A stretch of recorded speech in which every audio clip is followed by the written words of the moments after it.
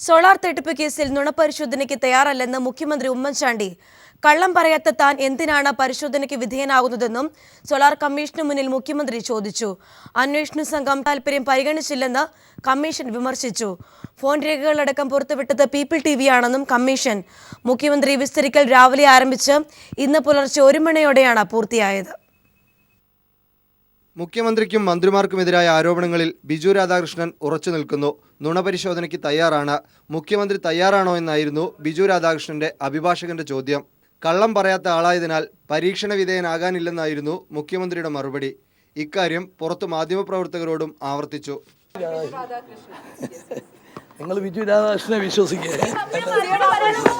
സോളാറിൽ പ്രത്യേക അന്വേഷണ സംഘം പൊതുതാൽപര്യം പരിഗണിച്ചില്ലെന്ന് വിസ്താരത്തിനിടെ കമ്മീഷൻ നിരീക്ഷിച്ചു. വ്യക്തികൾ തമ്മിലുള്ള പരാതികൾ മാത്രമാണ് അന്വേഷിച്ചത്. ഉന്നതരുടെ ടെലിഫോൺ വിശദാംശങ്ങൾ പരിശോധിച്ചില്ല. മല്ലേലിൽ ശ്രീധരൻ നായരും സരിതയും മുഖ്യമന്ത്രിയെ കണ്ടതായി പറയുന്ന ദിവസം ഇരുവരും സെക്രട്ടേറിയറ്റിലുണ്ടായിരുന്നതായും നിരീക്ഷണമുണ്ടായി. സരിതയും മുഖ്യമന്ത്രിയുമായുള്ള ദില്ലി കൂടിക്കാഴ്ചയിലും കമ്മീഷൻ വിശദമായ ചോദ്യങ്ങൾ ഉന്നയിച്ചു. പീപ്പിൾ ടിവിയിലൂടെയാണ് സോളാർ തെളിവുകൾ പുറത്തു വന്നതെന്നും കമ്മീഷൻ പരാമർശിച്ചു. മുഖ്യമന്ത്രിയുടെ വിസ്താരം രാത്രി 1 മണിവരെ നീണ്ടു. MR Sajesh, news bureau, Thiruvananthapuram. ഉദ്വേഗത്തിന്റെ നീണ്ട പകലും നാടകീയതയുടെ പകുതി രാത്രിയും കൊണ്ടാണ് സോളാർ കമ്മീഷൻ മുഖ്യമന്ത്രിയെ വിസ്തരിച്ചത്. ഇന്ത്യയുടെ ചരിത്രത്തിൽ ഒരു മുഖ്യമന്ത്രിയും കമ്മീഷൻ മുമ്പാകെ വിസ്തരിക്കപ്പെട്ടിട്ടില്ല. നാടകീയതയും രസകരമായ ഒട്ടേറെ മുഹൂർത്തങ്ങളും ചേർന്നതായിരുന്നു സോളാർ കമ്മീഷന്റെ സിറ്റിംഗ്. 14 മണിക്കൂറും 15 മിനിറ്റും നീണ്ട മാരത്തോൺ വിസ്താരം. സോളാർ തട്ടിപ്പ് അന്വേഷിക്കുന്ന ജസ്റ്റിസ് ശിവരാജൻ മുതൽ പ്രതിപട്ടികയിലും ഹർജി പട്ടികയിലും ഉൾപ്പെട്ട 9ഓളം അഭിഭാഷകരുടെ മുള്ളും മുനയും വെച്ച ചോദ്യങ്ങൾ. 6 പതിറ്റാണ്ടിലേറെ നീണ്ട തൻ്റെ രാഷ്ട്രീയ ജീവിതത്തിൽ ഒരിക്കൽ പോലും ഉമ്മൻചാണ്ടിക്ക് ഇത്തരമൊരു അനുഭവം ഇതിനു മുമ്പോ പിൻപോ ഉണ്ടായിട്ടില്ല. രാവിലെ 10:40 തന്നെ സോളാർ കമ്മീഷന്റെ സിറ്റിംഗ് നടക്കുന്ന തൈക്കാട് ഗസ്റ്റ് ഹൗസിലെത്തിയ മുഖ്യമന്ത്രി മാധ്യമപ്രവർത്തകരുടെ മുന്നിലൂടെ തൻ്റെ പതിവ് പുഞ്ചിരിയുമായി കോർട്ട് റൂമിലേക്ക്. കമ്മീഷന്റെ വരവിനായി കാത്തിരിക്കുന്ന മുഖ്യമന്ത്രിയുടെ മുഖത്ത് കാണാൻ പോകുന്ന പൂരത്തിൻ്റെ നേരിയ അങ്കലാപ്പ് മിന്നിമാഞ്ഞു. കോർട്ട് റൂമിലേക്ക് കമ്മീഷൻ കടന്നു വന്നപ്പോൾ എണീറ്റ് നിന്ന് തൊഴുതു. ജീവിതത്തിൽ ഒരിക്കലും ഒരിടത്തും അടങ്ങിയിരുന്നിട്ടില്ലാത്ത മുഖ്യമന്ത്രി പിന്നെ മരക്കസേരയിൽ തളച്ചിടപ്പെട്ടു. മുഖ്യമന്ത്രിയുടെ ദുരിതാശ്വാസ നിധിയിലേക്ക് 2012 ജൂലൈ 10-ാം തീയതി ടീം സോളാർ നൽകിയ ചെക്കിന് തൊട്ട് മുമ്പത്തെ ദിവസം കൈപ്പറ്റ് രസീത് നൽകിയത് എങ്ങനെയെന്ന ചോദ്യം മുഖ്യമന്ത്രിയെ കുരുക്കി. മുഖ്യമന്ത്രിയുടെ മറുപടി തൃപ്തികരമല്ലെന്ന കമ്മീഷന്റെ പരാമർശത്തിൽ മുഖ്യമന്ത്രി നിരാശനായി. മുഖ്യമന്ത്രിയും ജോപ്പനും ചെയ്തത് ഒരേ കുറ്റമെങ്കിൽ എന്തുകൊണ്ട് ജോപ്പനൊപ്പം മുഖ്യമന്ത്രിയും പ്രതി ചേർക്കപ്പെട്ടില്ലെന്ന് പഴയ വിശ്വസ്തൻ ജോപ്പന്റെ അഭിഭാഷകന്റെ ചോദ്യം മുഖ്യമന്ത്രിയെ നന്നേ ബുദ്ധിമുട്ടിച്ചു. പഴയ ആഭ്യന്തരമന്ത്രി തിരുവഞ്ചൂർ രാധാകൃഷ്ണ പകരം ആഭ്യന്തരമന്ത്രി ബിജു രാധാകൃഷ്ണൻ എന്ന് ജസ്റ്റിസ് ശിവരാജൻ തെറ്റി ഉച്ചരിച്ചത് ഹാളിൽ കൂട്ടച്ചിരി പടർത്തി. സലീം രാജിന്റെ ഫോൺ കോൾ രേഖകൾ ശേഖരിക്കുന്നതിനെതിരെ AG ഹൈക്കോടതിയിൽ നിലപാടെടുത്തതിനെക്കുറിച്ചുള്ള ചോദ്യങ്ങൾക്കുള്ള മറുപടിയിലും പതിവ് ഉമ്മൻചാണ്ടി ശൈലി കണ്ടില്ല.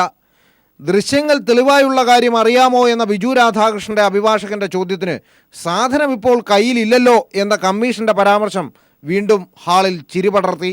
ബിജുവിനൊപ്പം നുണപരിശോധനയ്ക്ക് തയ്യാറുണ്ടോ എന്ന അഭിഭാഷകന്റെ ചോദ്യത്തിന് തയ്യാറല്ല എന്ന് മറുപടി പറയുമ്പോൾ മുഖ്യമന്ത്രിയുടെ ശബ്ദം വിറയ്ക്കുന്നുണ്ടായിരുന്നു. നീണ്ട തെളിവെടുപ്പിന് ശേഷം പുറത്തെത്തിയ ഉമ്മൻചാണ്ടി ഇങ്ങനെ പ്രതികരിച്ചു. ആദ്യത്തെ പ്രാവശ്യം മുഖ്യമന്ത്രിയാകുന്ന സമയത്ത് കോഴിക്കോട് വിജിലൻസ് കോടതിയിൽ അവിടെ വയനാട്ടിലെ കേസുമായിട്ട് ബന്ധപ്പെട്ട് സാക്ഷിയായിട്ട് 8 മണിക്കൂർ നേരം ഉള്ള വിസ്താരം ഉണ്ടായി. അപ്പം എനിക്കിതൊക്കെ നല്ല പരിചയമാണ്.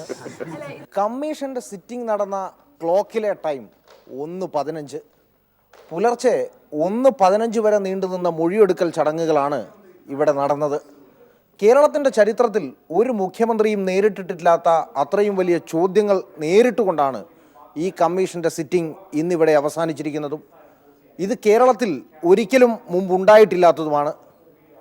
ക്യാമറമാൻ RK കുമാറിനും അജിത്തിനും നജീബിനും ബിച്ചു പൂവച്ചലിനുമൊപ്പം S ജീവൻകുമാർ, തിരുവനന്തപുരം. കനത്ത സുരക്ഷയോടെ രാജ്യം ഇന്ന് 67ാം റിപ്പബ്ലിക് ദിനം ആഘോഷിക്കുന്നു. പ്രധാനമന്ത്രി നരേന്ദ്രമോദി അമർ ജവാൻ ജ്യോതിയിൽ പുഷ്പചക്രം അർപ്പിക്കുന്നതോടെ റിപ്പബ്ലിക് ദിനാഘോഷങ്ങൾക്ക് തുടക്കമാകും. ഫ്രഞ്ച് പ്രസിഡന്റ് ഫ്രാൻസോ ഒലാൻഡെയാണ് ചടങ്ങിലെ മുഖ്യ അതിഥി. IS ഭീഷണിയുടെ പശ്ചാത്തലത്തിൽ പഴുതടച്ച സുരക്ഷയാണ് ഒരുക്കിയിരിക്കുന്നതെന്ന് DCP മുകേഷ് മീന പീപ്പിൾ ടിവിയോട് പറഞ്ഞു. അതീവ സുരക്ഷയിലാണ് രാജ്യം ഇത്തവണ റിപ്പബ്ലിക് ദിനം ആഘോഷിക്കുന്നത്. പ്രധാനമന്ത്രി നരേന്ദ്രമോദി അമർ ജവാൻ ജ്യോതിയിൽ പുഷ്പചക്രം അർപ്പിക്കുന്നതോടെ റിപ്പബ്ലിക് ദിന ആഘോഷങ്ങൾക്ക് തുടക്കമാകും. രാജ്യത്തിന്റെ സാംസ്കാരികവും വൈവിധ്യവും ശക്തിയും വിളിച്ചോതുന്ന ചടങ്ങിൽ രാഷ്ട്രപതി പ്രണബ് മുഖർജി അഭിവാദ്യം സ്വീകരിക്കും. ഫ്രഞ്ച് പ്രസിഡന്റ് ഫ്രാൻസോ ഒലാൻഡാണ് റിപ്പബ്ലിക് ദിനാഘോഷത്തിലെ മുഖ്യ അതിഥി. വർണ്ണാഭമായ റിപ്പബ്ലിക് ദിന ചടങ്ങിൽ 17 സംസ്ഥാനങ്ങളുടെ ഉൾപ്പെടെ 26 നിശ്ചല ദൃശ്യങ്ങളാണ് അണിനിരക്കുന്നത്. Make in India, Swachh Bharat, digital India നിശ്ചല ദൃശ്യങ്ങളും പരേഡിലുണ്ടാവും. ഫ്രഞ്ച് സൈന്യവും പരേഡിൽ പങ്കെടുക്കുന്നു എന്നൊരു പ്രത്യേകതയും ഇത്തവണയുണ്ട്. ആദ്യമായാണ് ഒരു വിദേശ രാജ്യത്തിന്റെ സൈന്യം ഇന്ത്യയുടെ റിപ്പബ്ലിക് ദിന പരേഡിൽ ഭാഗമാകുന്നത്. ഭീകരാക്രമണ സാധ്യതയുടെ പശ്ചാത്തലത്തിൽ അതീവ സുരക്ഷയാണ് ദില്ലിയിൽ ഒരുക്കിയിരിക്കുന്നതെന്ന് സുരക്ഷാ ചുമതലയുള്ള DCP മുകേഷ് മീന പറഞ്ഞു.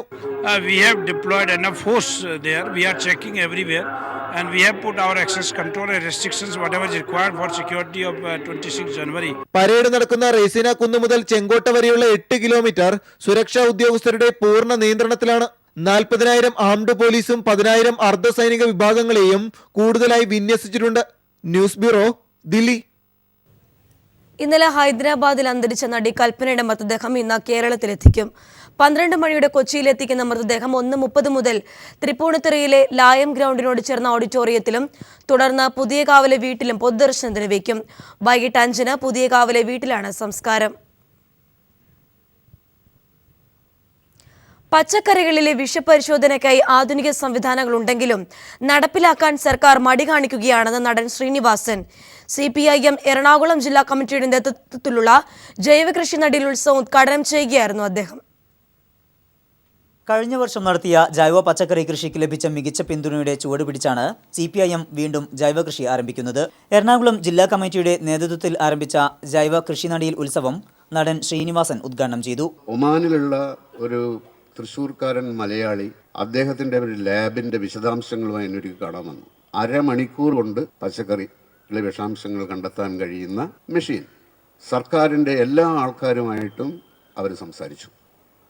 പക്ഷേ ആ മെഷീൻ ഇവിടെ സ്ഥാപിക്കാൻ സർക്കാർ സമ്മതിക്കുന്നില്ല.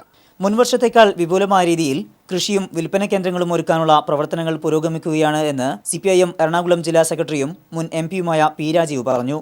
2015 വിഷുവിൻ്റെ ഘട്ടം മുതലാണ് കേരളത്തിലാകെ വിഷരഹിതമായ പച്ചക്കറി എന്ന മുദ്രാവാക്യം CPM ഏറ്റെടുത്തത്. അത് ഏറ്റവും മികച്ച രീതിയിൽ മുന്നോട്ട് കൊണ്ടുപോകാനാണ് എറണാകുളത്ത് അന്നും ശ്രമിച്ചത്. ഇപ്പോൾ ഞങ്ങൾ ആ ശ്രമം തുടരുകയാണ്. ജൈവകൃഷിയിൽ ആകർഷനായി പ്രദീപ് എന്ന വ്യക്തിയാണ് കൃഷിയിറക്കാനുള്ള ഭൂമി നൽകിയിരിക്കുന്നത്. ഏകദേശം 35 സെന്റ് സ്ഥലം വിഷരഹിത പച്ചക്കറിയുടെ ഒരു പ്രോത്സാഹനത്തിനും വേണ്ടി നമുക്ക് ഉണ്ടായ ഒരു മാനസിക സംതൃപ്തി, അതാണ് ഇതിനുള്ളൊരു കാരണം. ചടങ്ങിൽ doctor KR Vishwambharan, CN Mohanan, MC Surendran, Vijayan Palliyakkal തുടങ്ങി നിരവധി പ്രമുഖർ പങ്കെടുത്തു. News bureau, Kochi. നൂറ്റാണ്ടിന്റെ പഴമയിലും മികവിന്റെ കേന്ദ്രമായി മാറിയിരിക്കുകയാണ് ആർപ്പൂർക്കരയിലെ സർക്കാർ പ്രൈമറി വിദ്യാലയം. വിശുദ്ധ അൽഫോൻസാമയ്ക്ക് അറിവ് പകർന്നു നൽകിയ ഈ കലാലയ മുത്തശ്ശി 100ാം പിറന്നാൾ നിറവിലാണ്. വിദ്യാർത്ഥികളുടെ മികവ് പ്രോത്സാഹിപ്പിക്കാനുള്ള പരിശ്രമത്തിലാണ് ഇവിടുത്തെ അധ്യാപകരും നാട്ടുകാരും. 1916 രാജഭരണകാലത്ത് പ്രവർത്തനം തുടങ്ങിയതാണ് ആർപ്പൂക്കര തൊണ്ണൻകുഴിയിലെ സർക്കാർ സ്കൂൾ. ഇതിനിടെ വിശുദ്ധ അൽഫോൻസാമ ഉൾപ്പെടെ നിരവധി പ്രമുഖർക്ക് ഈ കലാലയ മുത്തശ്ശി അറിവ് പകർന്നു നൽകി. പ്രവർത്തന വഴിയിൽ 100 വർഷം പിന്നിടുമ്പോഴും സ്കൂളിനെ മികവിന്റെ കേന്ദ്രമാക്കി മാറ്റുവാനുള്ള പരിശ്രമത്തിലാണ് ഇവിടുത്തെ അധ്യാപകരും അഭ്യുദയകാംക്ഷികളും. സർക്കാർ വിദ്യാലയങ്ങൾക്ക് പൊതുവെ പകിട്ട് കുറയുന്ന കാലത്ത് പഠനം കുട്ടികൾക്ക് രസകരമായ അനുഭവമാക്കി മാറ്റുവാനാണ് സ്കൂൾ അധികൃതരുടെ ശ്രമം. മിക്കവർക്കും എല്ലാ കുട്ടികൾക്കും അവരുടെ മികവ് വർദ്ധിപ്പിച്ചു എന്ന് ഞങ്ങൾക്കറിയാം. കൂടുതൽ ഭാവനകൾ അവർക്കുണ്ടായി. ഇനിയും വരും തലമുറയിൽ അവർ നല്ല നല്ല വിദ്യാർത്ഥികളായി തീരും. വിദ്യാലയ മുറ്റത്തെ പച്ചക്കറി കൃഷിയും കൃഷിപാഠങ്ങളുമൊക്കെ നേരറിവിന്റെ പുതിയ അനുഭവങ്ങളാണ് ഇവർക്ക് പകർന്നു നൽകുന്നത്. അതുകൊണ്ട് തന്നെ പൊതുനിലവറ സ്കൂളുകളുടെ കിടമത്സരത്തിനിടയിലും തല ഉയർത്തി നിൽക്കുകയാണ് ആർപ്പൂക്കരയിലെ ഈ കലാലയ മുത്തശ്ശി. News bureau, Kottayam. തൃക്കാക്കര പാലച്ചുവട്ടിൽ നാട്ടുകാർക്കെതിരെ പോലീസ് അതിക്രമം. ധർമ്മശാസ്ത്ര ക്ഷേത്രത്തിലെ ഉത്സവത്തിനിടെയായിരുന്നു SIയുടെ നേതൃത്വത്തിലെത്തിയ പോലീസ് സംഘം അതിക്രമം അഴിച്ചുവിട്ടത്. സംഭവത്തിൽ നിരവധി പേർക്ക് പരിക്കേറ്റു. യാതൊരുവിധ പ്രകോപനവുമില്ലാതെ നാട്ടുകാർക്കെതിരെ പോലീസ് ലാത്തി വീശുകയായിരുന്നു. സ്ത്രീകൾ ഉൾപ്പെടെ നിരവധി പേർക്ക് സംഭവത്തിൽ പരിക്കേറ്റു. ഇവരെ കളമശ്ശേരി മെഡിക്കൽ കോളേജ്, തൃക്കാക്കര സഹകരണ ആശുപത്രി എന്നിവിടങ്ങളിൽ പ്രവേശിപ്പിച്ചിരിക്കുകയാണ്. ഞങ്ങൾ ലൈറ്റിൻ്റെ പരിപാടിക്ക് വന്നതാണ്. ഇപ്പം നാട്ടുകാരൊക്കെ അവിടെ കൂടിയിട്ടുണ്ടായി. അപ്പോൾ ഒരു പോലീസ് ജീപ്പ് പെട്ടെന്ന് നിർത്തി സിനിമയിലൊക്കെ കാണുന്ന പോലെ ഈ വടി ലാത്തിയും ഇതൊക്കെ ആയിട്ട് എല്ലാത്തിനും ഓടിക്കണേ. അപ്പോഴത്തേക്കും എൻ്റെ അടുത്തേക്ക് ഓടി വന്നു. അപ്പോഴത്തേക്കും പറഞ്ഞ് പോളാന്ന് പറഞ്ഞു. ഞാൻ പറഞ്ഞു സാറേ ഞാൻ ഇവിടെ ഇതിനായിട്ട് വന്നാണ്, എന്തിനാ പോകേണ്ടതെന്ന് വെച്ചപ്പോൾ പറഞ്ഞ് നീ ഇവിടുന്ന് പോകുന്നു പറഞ്ഞ് കുറേ തെറിയൊക്കെ പറഞ്ഞു തന്നെ. അപ്പോൾ തന്നെ എന്നെ ലാത്തിക്ക് അടിച്ച്. ഞാൻ നേരെ നിലത്തേക്ക് വീണു. അപ്പോൾ ചെരുപ്പ് പൊട്ടി. ചെരുപ്പ് എടുക്കാനായിട്ട് കുഞ്ഞപ്പോഴത്തേക്കും കാണയിൽ ചെരുപ്പ് വീണ്. അത് എടുക്കാനായിട്ട് കുഞ്ഞപ്പോഴത്തേക്കും തള്ളി നേരെ കാണയിലേക്ക് ഇട്ട് എൻ്റെ കയ്യിലിട്ട് അടിച്ച് പോലീസുകാർ, നടുവിലിട്ട് പുറത്തിട്ടൊക്കെ അടിച്ച് ഓടിച്ചിട്ടാണ് അടിച്ചത്. SI വിപിൻ ദാസിന്റെ നേതൃത്വത്തിലായിരുന്നു അതിക്രമം. നാട്ടുകാർ പ്രതിഷേധിച്ചതോടെ കളമശ്ശേരിയിലെ ക്യാമ്പിൽ നിന്ന് കൂടുതൽ പോലീസ് എത്തി നേരിടുകയായിരുന്നു. കുറ്റക്കാർക്കെതിരെ കർശന നടപടികൾ സ്വീകരിച്ചില്ലെങ്കിൽ ശക്തമായ പ്രതിഷേധ പരിപാടികളുമായി മുന്നോട്ടു പോകുമെന്ന് CPIM-ഉം DYFI-യും വ്യക്തമാക്കി. News bureau, Kochi. ജനങ്ങളാണ് രാജ്യത്തെ ചരിത്രം നിർമ്മിക്കുന്നത്. ഈ രാജ്യത്തെ കാര്യങ്ങൾ നടക്കണമെന്നുണ്ടെങ്കിൽ ജനങ്ങൾ സംഘടിക്കണം.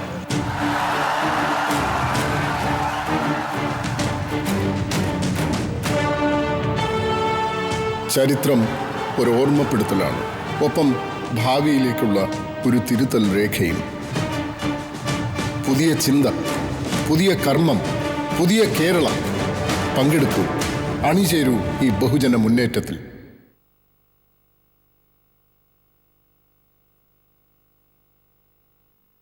പിണറായി വിജയൻ നയിക്കുന്ന നവകേരള മാർച്ച് ഇന്ന് മലപ്പുറം ജില്ലയിലെ പര്യടനം പൂർത്തിയാക്കും. അരീക്കോട്, നിലമ്പൂർ, വണ്ടൂർ, പെരിന്തൽമണ്ണ എന്നിവിടങ്ങളിൽ ഇന്ന് ജാഥയ്ക്ക് സ്വീകരണം നൽകും. ഏറനാടിൻ്റെ ഹൃദയഭൂമിയായ അരീക്കോട് നിന്നാണ് മലപ്പുറം ജില്ലയിലെ അവസാന ദിവസത്തെ പര്യടനം ആരംഭിക്കുന്നത്. ഉച്ചയ്ക്ക് ശേഷം കുഞ്ഞാലിയുടെ ഓർമ്മകളിരുമ്പുന്ന നിലമ്പൂരിലേക്ക്, പിന്നീട് വണ്ടൂരും പിന്നിട്ട് പെരിന്തൽമണ്ണയിലേക്ക്. EMS എന്ന ധിഷണാശാലിയെ ലോകത്തിന് സമ്മാനിച്ച പെരിന്തൽമണ്ണയിലാണ് മലപ്പുറം ജില്ലയിലെ പര്യടനത്തിൻ്റെ സമാപനം. നാളെ രാവിലെ മലപ്പുറം ജില്ല വിട്ട് നവകേരള മാർച്ച് പാലക്കാട് ജില്ലയിലേക്ക് പ്രവേശിക്കും. ഐതിഹാസികമായ വരവേൽപ്പായിരുന്നു 3-ാം ദിവസ പര്യടനത്തിൽ മലപ്പുറം പിണറായിക്ക് നൽകിയത്. കോട്ടക്കൽ മണ്ഡലത്തിൻ്റെ ഭാഗമായ വളാഞ്ചേരിയിൽ നിന്നായിരുന്നു മലപ്പുറം ജില്ലയിലെ 3-ാം ദിന പര്യടനം ആരംഭിച്ചത്. ജാഥാനായകന് വളാഞ്ചേരി നൽകിയത് ഉജ്ജ്വല വരവേൽപ്പ്.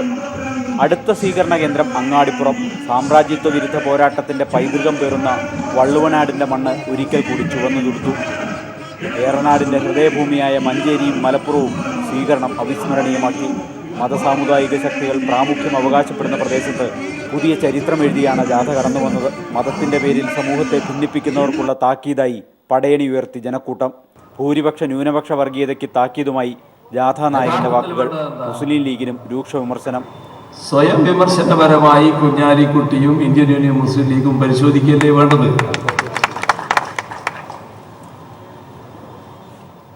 നിങ്ങൾ പരിശോധിക്കുന്നുണ്ടോ പരിശോധിക്കുന്നില്ലേ എന്ന് എനിക്കറിയില്ല. പക്ഷേ പരിശോധിക്കാൻ തയ്യാറാകുകയാണല്ലോ വേണ്ടത്. പഴയ മാർഗം ഒരു മാർക്സിസ്റ്റ് വിരോധം വളർത്തി നിലവിലുള്ളതിനെ മാറ്റിക്കളയാമെന്ന് ചിന്തിക്കാൻ പാടില്ല. സ്വയംവിമർശനപരമായി പരിശോധിക്കേണ്ടതെന്താ? വളരെ പഴയ കാലത്തേക്കുമുള്ള ബാബറി മസ്ജിദ് തൊട്ട് ഇങ്ങോട്ടെടുത്താൽ മതി. അതുമായി ബന്ധപ്പെട്ട പ്രശ്നങ്ങൾ തൊട്ട് ഇങ്ങോട്ടെടുത്താൽ മതി. നേരമേറെ വൈകിയെങ്കിലും മലപ്പുറത്ത് 10,000-ങ്ങളാണ് തടിച്ചുകൂടിയത്. അങ്ങനെ അതിവേഗം മാറുന്ന മലപ്പുറത്തിൻ്റെ രാഷ്ട്രീയ മനസ്സ് വെളിവാക്കുന്നതായി ഒഴുകിയെത്തിയ ജനസഞ്ചയം. ബാബുരാജ് മൊറാഴയ്ക്കൊപ്പം സാലി മുഹമ്മദ്, മലപ്പുറം.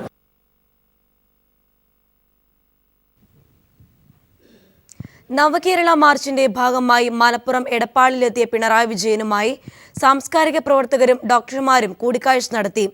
ഇത്തരം ആശയ സംവാദങ്ങൾ നാടിന് ഗുണം ചെയ്യുമെന്ന് എഴുത്തുകാരൻ KP രാമനുണ്ണി പറഞ്ഞു.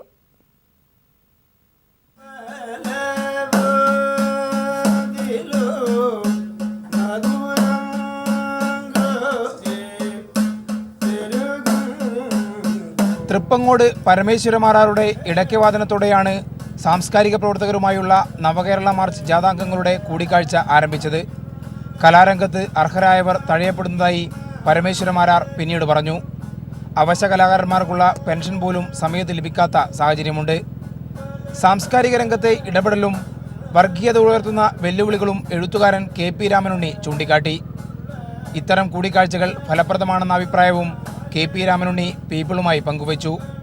ഒരു സംഘടനാ രൂപം പൊതുവെ രൂപീകരിക്കുന്നതിൽ കൂടുതലായിട്ട് പിന്നെ വ്യക്തികളുടെ ഏറ്റവും ഗ്രാസ് റൂട്ട് ലെവലിൽ നിന്നുള്ള പ്രതികരണം കിട്ടുമ്പോൾ സംഘടനാ രൂപത്തിന് അതിനനുസരിച്ച് നയങ്ങൾ രൂപീകരിക്കാനുള്ള വളരെ നല്ലൊരു സംരംഭമായിട്ടാണ് എനിക്കിത് തോന്നുന്നത്. ആരോഗ്യമേഖല നേരിടുന്ന പ്രശ്നങ്ങളാണ് ഡോക്ടർമാർ പ്രധാനമായും പങ്കുവച്ചത്. ആശുപത്രികൾ സ്വയം പര്യാപ്തമാകണമെന്ന് പിണറായി മറുപടി പറഞ്ഞു. സർക്കാരിൻ്റെ ഫലപ്രദമായ ഇടപെടൽ ഈ രംഗത്ത് നിർബന്ധമാണെന്നും പിണറായി വ്യക്തമാക്കി. മതസംഘടനാ നേതാക്കളും കൂടിക്കാഴ്ചയ്ക്ക് എത്തിയിരുന്നു. AK ലതീഷ്, മലപ്പുറം. മലപ്പുറം തവനൂരിലെ വൃദ്ധമന്ദിരത്തിൽ കഴിയുന്നവരെ പിണറായി വിജയൻ സന്ദർശിച്ചു. ഇവരുടെ പ്രശ്നങ്ങൾ ചോദിച്ചറിഞ്ഞ പിണറായി വിജയൻ ആശ്വാസവാക്കുകൾ നൽകിയാണ് മടങ്ങിയത്. നവകേരള മാർച്ചിന്റെ മലപ്പുറം ജില്ലാ പര്യടനത്തിന്റെ ഭാഗമായിട്ടായിരുന്നു സന്ദർശനം. വളാഞ്ചേരിയിലെ ആദ്യ സ്വീകരണത്തിന് മുന്നോടിയായാണ് പിണറായി വിജയൻ താനൂർ വൃദ്ധമന്ദിരത്തിലെത്തിയത്. ജാഥാംഗങ്ങളായ MV ഗോവിന്ദൻ മാസ്റ്റർ, സ്ഥലം MLA കൂടിയായ KT ജലീൽ എന്നിവരും പിണറായിക്കൊപ്പമുണ്ടായിരുന്നു. വൃദ്ധമന്ദിരത്തിലെ അന്തേവാസികൾ പിണറായിയെ സ്വീകരിച്ചു. പിന്നീട് അവരുടെ പ്രശ്നങ്ങൾ ചോദിച്ചറിഞ്ഞു. 15 മിനിറ്റ് വൃദ്ധമന്ദിരത്തിൽ ചെലവഴിച്ച പിണറായി അന്തേവാസികളുടെ താമസ സൗകര്യങ്ങളും ലൈബ്രറിയും നേരിൽ കണ്ട് വിലയിരുത്തി. ജനപ്രതിനിധി എന്ന നിലയിൽ ചെയ്ത കാര്യങ്ങൾ KT ജലീൽ MLA വിശദീകരിച്ചു. പിണറായിയെ കണ്ട സന്തോഷം 5.5 വർഷമായി ഇവിടെ കഴിയുന്ന തിരുവനന്തപുരം കിളിമാനൂർ സ്വദേശിനി ശാരദാമ്മ മറച്ചുവെച്ചില്ല. 5.5 വർഷമായി എത്രയെങ്കിലും ആൾക്കാർ വരാറുണ്ട്. നമ്മളെ തിരുവനന്തപുരത്തെ ഏതാനുമുള്ള മന്ത്രിമാരൊക്കെ വന്നു. അതാണ് ഞാൻ പറഞ്ഞത്, ഇങ്ങനെ ഇദ്ദേഹത്തിന് ഞാൻ കണ്ടിട്ടുണ്ടെന്ന് അവിടെ നിന്ന് വന്നപ്പോഴേ ഞാൻ പറഞ്ഞല്ലോ. നമുക്ക് സന്തോഷം തോന്നും. ചില പരാതികൾ അറിയിച്ചെന്നായിരുന്നു 3 വർഷമായി ഇവിടെ കഴിയുന്ന ആസിയുടെ പ്രതികരണം. എന്നാ പറഞ്ഞേ, അവര് വന്നപ്പോ അവനോട് വർത്തമാനം പറഞ്ഞേ, ഞങ്ങൾ കുളിങ്ങിട്ട് നിൽക്കാൻ വേണ്ടി വൃദ്ധമന്ദിരത്തിലെ അന്തേവാസികളെ കൂടാതെ ഇതിനോട് ചേർന്നുള്ള പ്രതീക്ഷാ ഭവൻ, മഹിളാ മന്ദിരം, റെസ്ക്യൂ ഹോം, ചിൽഡ്രൻസ് ഹോം എന്നിവിടങ്ങളിൽ കഴിയുന്നവരും പിണറായിയെ കാണാനായി എത്തിയിരുന്നു. ക്യാമറാമാൻ ഇക്ബാൽ വട്ടക്കുളത്തിനൊപ്പം AK ലതീഷ്. 56ാമത് സംസ്ഥാന സ്കൂൾ കലോത്സവത്തിന് ആവേശകരമായ സമാപനം. തുടർച്ചയായ 10ാം തവണയും കോഴിക്കോട് സ്വർണ്ണക്കപ്പ് സ്വന്തമാക്കി. അവസാന നിമിഷം വരെ കോഴിക്കോടിനോട് ഇഞ്ചോടിഞ്ച് പൊരുതിയ പാലക്കാട് 912 പോയിന്റുമായി 2ാം സ്ഥാനക്കാരായി. 7 ദിനരാത്രങ്ങളുടെ കലാകൗമാര മാമാങ്കം കോഴിക്കോട് നെഞ്ചോട് ചേർത്തു. 117.5 പവൻ സ്വർണ്ണക്കപ്പ 10ാം തവണയും കോഴിക്കോടിന് സ്വന്തം. സ്കൂൾ കലോത്സവത്തിന്റെ ജാജ്വല്യമാനമായ നിമിഷങ്ങളിലേക്ക് വിജയ വൈജയന്തികളുടെ പുതിയ ഗാഥ രചിച്ച 56ാമത് കേരള സ്കൂൾ കലോത്സവത്തിന്റെ സ്വർണ്ണക്കപ്പിത വിദ്യാഭ്യാസ മന്ത്രിയിൽ നിന്നും ഏറ്റുവാങ്ങുകയാണ്. കേരളത്തിന്റെ കഴിഞ്ഞ തവണ കപ്പ് പങ്കുവെച്ച പാലക്കാട് ഇത്തവണ 2ാം സ്ഥാനത്ത്. കോഴിക്കോടിന് 919 പോയിന്റും പാലക്കാടിന് 914 പോയിന്റുമാണ് ലഭിച്ചത്. ഏറ്റവും കൂടുതൽ പോയിന്റ് നേടിയ സ്കൂൾ പാലക്കാട് ജില്ലയിലെ BSS ഗുരുകുലം ഹയർ സെക്കൻഡറി സ്കൂൾ ആലത്തൂരാണ്. വിദ്യാഭ്യാസ മന്ത്രി PK അബ്ദുറബ് അധ്യക്ഷനായ സമാപന സമ്മേളനത്തിൽ സിനിമാ താരം നിവിൻ പോളി മുഖ്യ അതിഥിയായിരുന്നു. ശ്രീ നിവിൻ പോളി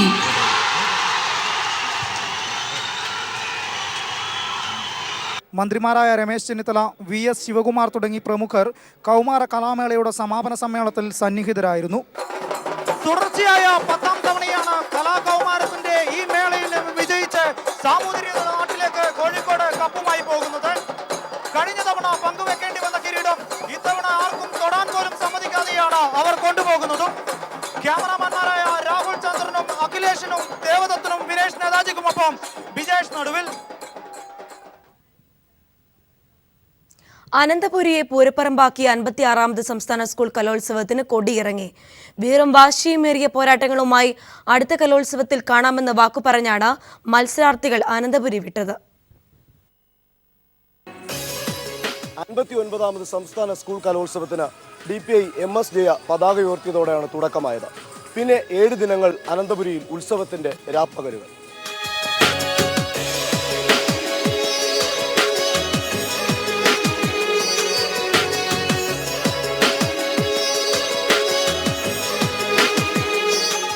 പത്തൊമ്പത് മുതൽ 25 വരെ നീണ്ട കൗമാര കലാമേളയിൽ 232 ഇനങ്ങളിലായാണ് മത്സരം നടന്നത്. 14 ജില്ലകളിൽ നിന്നായി 2000-ലധികം മത്സരാർത്ഥികളാണ് അരങ്ങ് തകർത്തതും. 55ാമത് സംസ്ഥാന സ്കൂൾ കലോത്സവം അപ്പീലുകളുടെ പ്രവാഹം കൊണ്ട് ശ്രദ്ധേയമായെങ്കിൽ 56ാമത് സംസ്ഥാന സ്കൂൾ കലോത്സവത്തിൽ അപ്പീലുകൾ വളരെ കുറവാണ്. വിദ്യാഭ്യാസ വകുപ്പിന്റെ ഹൈക്കോടതി മുഖാന്തരമുള്ള ഇടപെടൽ അപ്പീൽ പ്രവാഹത്തെ തടയിടുകയായിരുന്നു. സംഘാടന മികവ് കൊണ്ട് ശ്രദ്ധേയമായിരുന്നു ഇത്തവണ കലോത്സവം. വിവിധ കമ്മിറ്റികളുടെ കൃത്യമായ ഏകോപനവും ആസൂത്രണവും കലോത്സവം മികവുറ്റതാക്കി എന്ന് വേണം പറയാൻ. 1000-ലേറെ പോലീസാണ് ഇത്തവണ കലോത്സവത്തിന് സുരക്ഷയൊരുക്കിയത്. ശുചിത്വ മിഷന്റെയും ITH സ്കൂളിന്റെയും പ്രവർത്തന മികവ് എടുത്തു പറയേണ്ടത് തന്നെയാണ്. കൗമാര കലോത്സവത്തിൽ മത്സരങ്ങൾ കൊഴുക്കുമ്പോഴും വേദിയിൽ പ്രതിഷേധങ്ങൾ സജീവമായിരുന്നു. നൃത്ത ഇനങ്ങളിൽ വിധികർത്താക്കൾക്കെതിരെ മത്സരാർത്ഥികളും അധ്യാപകരും രംഗത്തെത്തി.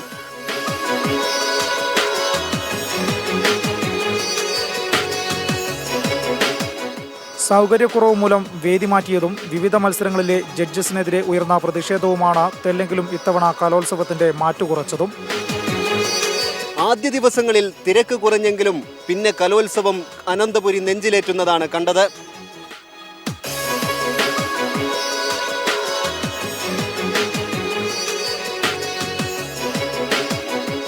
അവസാന നാളിൽ സാന്നിധ്യം കൊണ്ട തലസ്ഥാനത്തെ കലാ ആസ്വാദകർ കലാമാമാങ്കത്തിന് വിട നൽകി.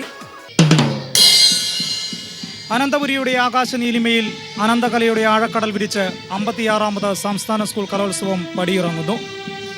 കലോത്സവത്തിന്റെ മനോഹര ദൃശ്യങ്ങൾ പകർത്തിയ ക്യാമറമാൻമാരായ ജോജി, ബിച്ചു പൂവച്ചൽ, രാഹുൽ ചന്ദ്രൻ, ദേവദത്തൻ, വിനേഷ് നേതാജി, ജയേഷ് വില്ലോടി, അഖിലേഷ് എന്നിവർക്കൊപ്പം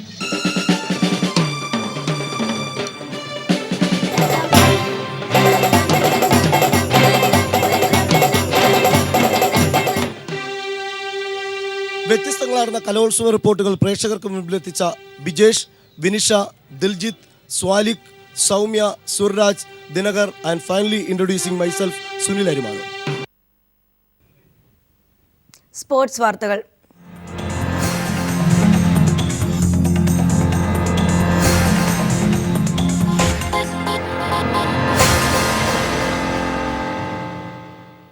ദേശീയ സ്കൂൾ കായികമേളയ്ക്കായി കോഴിക്കോട് ഒരുങ്ങി.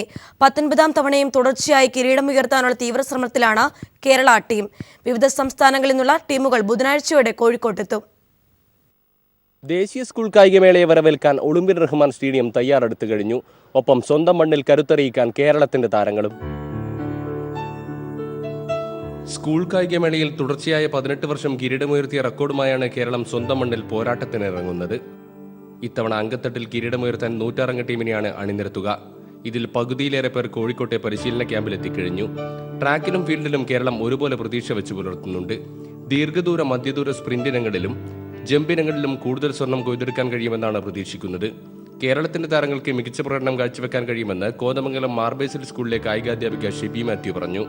ഈ ഗ്രൗണ്ട് കുട്ടികൾക്ക് പരിചയമായ ഗ്രൗണ്ട്, നല്ല റിസൾട്ട്, നല്ല പെർഫോമൻസ് കാഴ്ചവെച്ച ഗ്രൗണ്ടാണിത്. അപ്പോൾ കോൺഫിഡൻസ് ഉണ്ട് കുട്ടികൾക്ക്. അവരുടെ ഇപ്പോഴത്തെ റിസൾട്ട് ഇനിയും മാറ്റാൻ പറ്റും, പെർഫോമൻസ് ലെവൽ കൂട്ടാൻ പറ്റും എന്നുള്ള പ്രതീക്ഷ കുട്ടികൾക്കുണ്ട്. അപ്പോൾ നമുക്ക് പ്രതീക്ഷിക്കാം നല്ല റിസൾട്ട്. സ്കൂൾ കായികമേളയുടെ ചരിത്രത്തിൽ കേരളം ഏറ്റവും കൂടുതൽ സ്വർണം നേടിയത് 2009 കൊച്ചിയിൽ നടന്ന മീറ്റിലാണ്. സബ് ജൂനിയർ വിഭാഗത്തിൽ ഹരിയാനയിൽ നിന്നും തമിഴ്നാട്ടിൽ നിന്നും കേരളത്തിന് കനത്ത വെല്ലുവിളി നേരിടേണ്ടി വരും. മെഡിക്കൽ കോളേജിലെ ഒളിമ്പ്യൻ റഹ്മാൻ സ്റ്റേഡിയത്തിൽ ഒരുക്കങ്ങൾ ഏതാണ്ട് പൂർത്തിയായി കഴിഞ്ഞു. അന്താരാഷ്ട്ര നിലവാരമുള്ള സ്റ്റേഡിയമെന്ന് താരങ്ങളും പരിശീലകരും വിലയിരുത്തിയ സ്റ്റേഡിയത്തിൽ കൂടുതൽ മീറ്റർ റെക്കോർഡുകൾ പിറക്കുമെന്നാണ് കരുതുന്നത്. കൂടുതൽ കാണികളെത്തുമെന്ന് പ്രതീക്ഷിക്കുന്നതിനാൽ സ്റ്റേഡിയത്തിൽ താൽക്കാലിക ഗാലറികൾ ഒരുക്കുന്നുണ്ട്. Siju Kannan, news bureau, Kozhikode.